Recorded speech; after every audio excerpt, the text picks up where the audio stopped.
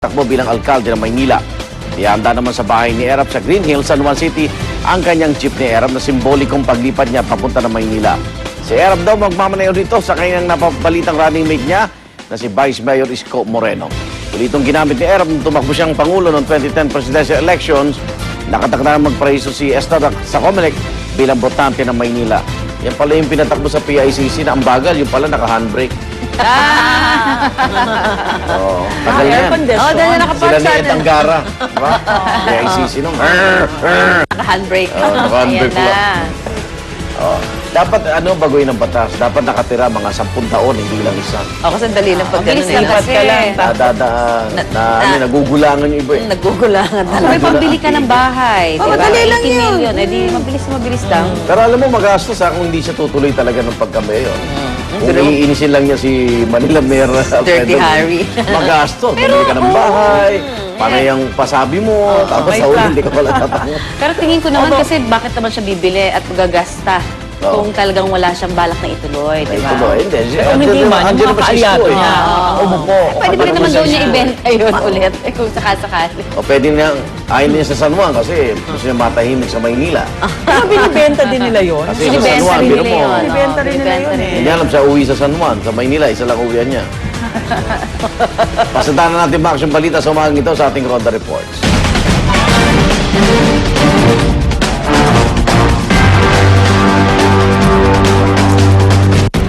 Patay sa lalaki matapos pagbabarilin sa isang videoke bar sa Barangay Commonwealth, Quezon City.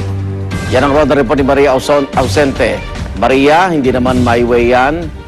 Hindi naman, Hindi Igan. naman. Nagkatinginan lang, Igan. Tingina, mas matindi pala yan. Matindi lang, pero tinginan kasi medyo lasing na daw yung suspect at saka yung biktima. Diyos ko. At patay nga yung isang gwardiya matapos pagbabarilin bago mag-alas 4 kaninang madaling araw. Kinilala ang biktima na si Jessie Dalumdom, 30 years old at isang CQ.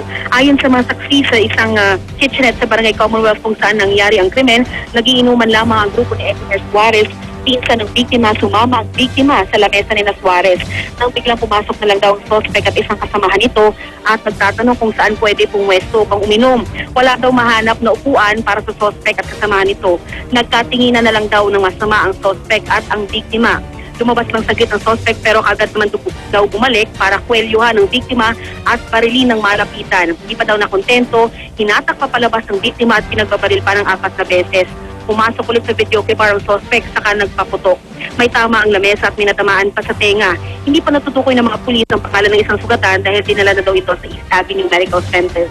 Samantala ngayon ay patuloy pa rin yung investigasyon na sinasagawa ng pulis at pag-uusisa naman ng SOCO sa crime scene. Yan ang Ronda Balita mula sa Quezon City. Igan? Maria, yung suspect, nasaan? Naku, nakatakas daw kagad Igan ng Nakilala ba? Hindi talaga nakilala. Madilim daw kasi sa lugar na yon at mabilisan talaga yung nangyaring krimen. Ito yung biktima yung pinapakita mo. Yan yun. Yan yung binarel na gwardiya. May pinapakita siyang NBA clearance. Maria, yan ba yung barel? Ay, hindi. Yan ay isa pang insidente actually. Yan yung stabbing incident, no? Yan naman yan sa bahagi ng... Okay, sige. Abangan na namin detalye mo mamaya. Sige, ingat. Maraming mainit ang ulo ngayon, ha? Oh, bakit? Mainit kasi panahon, yun ba yun? Mabuti nga, Hindi, medyo hindi na masyado bilugan pa. Medyo pahaba na. Oo nga. Hindi na masyado mainit eh, kasi medyo kulimlim na minsan eh. Grabe, pumasok lang. Okay. Patay rin ang isang lalaki matapos naman tagain sa Parola Compound, Todo, Maynila. Inalam ng mga otoridad, posibleng may kaugnayan naman sa droga ang pamamaslang sa biktima. Yan ang Ronda Report ni Salima Refran. Salima, good morning. Good morning again, patay ang isang lalaki matapos tagain sa Gate 18 ng Parola Compound sa Tondo, Maynila. Ayon sa misis ng biktima na si Margie Simon, alas 7:30 raw ng gabi nang umalis ang kanyang mister na si Nesty Decena para mangutang sa isang kaibigan. Pero pasado alas 8 na raw, wala pa rin ang asawa. Tinutuban na daw siya. Nakita na pala ang kanyang asawa na dugo ang nakahandusay sa kalsada. Ayon sa pulisya, isang malalim na taga sa likod ang kumitil sa buhay ng biktima. Sa pakikipag-usap nila sa ilang residente, 2 lalaki raw ang nakita nilang humabol sa biktima. Ang problema, ayaw naman magbigay ng mga ito ng pahayag dahil na rin sa takot. Sa mga posibilidad at hindi tignan ng mga pulis ang maaaring pagkakasangkot ng biktima sa droga. Notorious daw ang lugar sa bentahan at paggamit ng droga. Hindi naman na hinintay ng mga investigadorang SOCO Halos 2 oras na kasing nasa kalsada ang biktima at pinagpiestahan na ng mga taga roon. Paliwanag ng MPD Homicide, discretion daw ng investigador kung aalisin na sa lugar ang biktima. Sa kasong ito, nagdudulot na rin ang pagkakasara ng bahagi ng kalsada ang insidente. Yan ang aking Ronda Report mula sa Maynila, Igan. Maraming salamat sa Lima Refran. Hustisya, yan naman ang hiling ng 18 anyos ng dalaga na umano'y paulit-ulit na ginahasa ni Pantabangan, Nueva Ecija, Vice Mayor Romeo Borja Jr. Kasamang grupong Gabriel, nagsampa ng kaso kahapon ng dalaga itinago sa pangalang Asmin na ngayon 8 buwang buntis na anak. Umano ni Vice Alcalde. Kasama rin niya ang dating kasambahay raw ng pamilya Bora na si Mina, di rin tunay na pangalan, na hinalay din umano ng Vice Mayor at ngayon may anak na 3 buwang gulang na sanggol. Tinanggi naman ni Bora ang akusasyon laban sa kanya, sinabing politika lamang daw ang dahilan ng issue. Kwento niya, may relasyon daw sila ni Yasmin. Pinakita pa niya ang umani text message sa kanya ng dalaga. Si Mina naman, security aid daw niya ang nakarelasyon. Nangako naman Department of Justice na patas sa paglilitis sa kaso. Babaya makausap ko sa DCWB si Vice Mayor Vice Bora Mayor. kahapon kasi nag-return call. Nung in-expose natin yan. Alam mo ko sa'yo, sinasabi niya lola daw. Yung isang biktima, yung Vice President ng Gabriela. Oo. Kaya sabi niya para may politika dahil may balak kumandidato. Eh, dun Yun ang sa sinasabi niya. text may I love you pa eh. So may relasyon ang lumalabas. Eh, sabi niya. Tapos nagbunga. Pero ang kwento nga nitong dalawang ito, talagang si Vice daw pag may beauty contest pa, may nakusunadahan. Pero alam ko 2 beses lang siya nakipag-ano. Wala bang asawa si paulit-ulit na Vice? kinasa, 2 beses. Wala bang Kahit asawa pa, si kung Vice? ginahasa Hindi ko alam, kahit pero ilang every beses, 30 siya. ilang Pero- beses pa lang. Oo, iba iba pa. Pero issue gahasa na is yun. gahasa. Oo, Kaya lang, gahasa is gahasa. bakit gano'n? Kung may relasyon, bakit? Ano nangyari? Oo. Biglang gahasa na yung naramdaman ng Oo, babae. kung may relasyon, okay. Samantala, nangangamba naman ang ama ng napaslang na car dealer na si Benson Evangelista na hindi na makuha ang hustisya para sa kanyang anak matapos ang pagkamatay ng kanilang testigo na si Alfred Mendiola. Si Mendiola kasi ang tumatay mahalagang witness sa pagdukot at pagpatay kay Benson dahil sa carnapping. Pero pagtiyak ni Justice Secretary Leila de Lima kay Boy Evangelista, tuloy ang kaso at di raw ito maapektuhan ng pagkawala ni Mendiola. May sinumpaang salaysay na kasi si Mendiola at ito raw ang gagamitin sa korte. Dagdag pa ni de Lima, hindi raw naging madali para sa kanila na bantayan si Mendiola.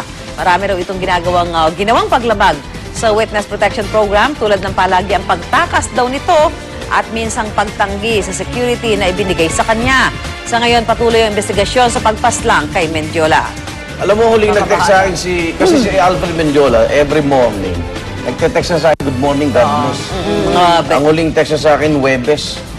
Webes ng alas 6:47 ng umaga. Tinatagpuan Pero siya patay. hindi good morning.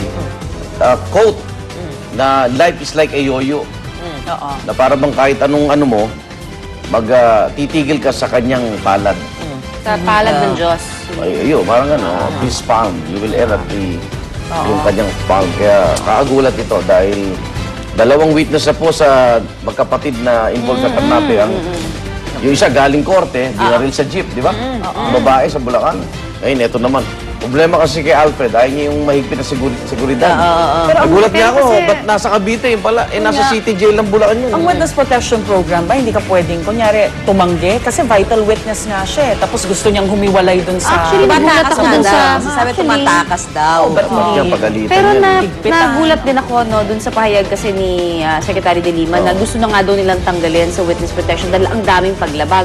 Ang sa akin naman, kung siya ang vital witness, hindi ba dapat talagang lalong tinututukan? Kasi kahit anong Para tigas sa- ng ulo, para sa kaso yun, eventually. Kasi dapat bilisan yung kaso Naiinip yung mga star witness Kasi dami kasing kaso pala nito. Kasi mga star witness, parang sila pa nakakulong Oo, kasi yung bawat galaw mo dyan dinumero ka At doon. kahit yung mga tinuturing na head nitong sindikatong to, hindi pa pala tapos. Ibig sabihin niya, pag namatay mga witness, talagang Mananakot pa rin. gumagalaw yung galamay ng Yung galamay na. sindikato. Hindi naman yung magkapatid ang utak dyan. Hindi, kaya nga. Ibig sabihin nga, mas malalim pa to. Mas malalaking yung tao galamay pa yung nila, involved. Diba? Samantala, ito naman, balitang sports muna po tayo. Sa pagdating naman ni pambansang kamao Manny Pacquiao sa Los Angeles, hindi lang puro boxing ang kanyang inatupag, kundi ipinagpatuloy din po niya doon ang kanyang religious activities. Sa pagsabi po ng araw ng linggo roon, nagsimba si Manny sa kanyang paboritong simbahan na Christ the King Church at pagkatapos nito ay inimbitahan ang kanyang mga kaibigan at kakilala sa isang Bible sharing sa kanyang bahay. Ngayong araw naman, nakatakdang magsimula ng puspusang training ang Pound for Pound King. Kakatuwa naman, talagang nakikita mo yung spirituality lumalalim. Tsaka may oras siya talaga sa Nagbibigay lahat. oras at nag-share talaga, hindi lang sa sarili niya, sa pamilya niya. Nakakatuwa siya. Sa lahat. At tulad nga ni Pacman, todo na rin ang pag-ensayo ng Phil-Am boxing champ na si Brian the Hawaiian Punch Viloria para sa nalalapit na laban niya kontra sa Mexicanong si Omar Niño Romero. Kahit pa light training na lang si Viloria ilang araw bagong laban, bigay todo pa rin ang kanyang mga suntok at puwersa. Malapit na rin daw niyang makuha ang weight limit na 112 pounds para sa bakbakan kung saan nakataya ang kanyang WBO flyweight title.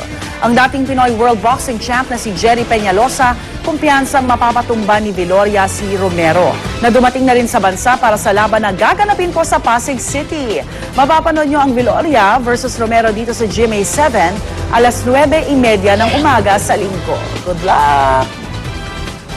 Ilang linggo na lamang, pasok ka na naman. Kaya sa mga naghahanap dyan ng mabibilihan ng school supplies na talaga namang bagsak presyo, good news! At sinimula na po ng Department of Trade and Industry ang kanilang balik Eskwela Diskwento Caravan.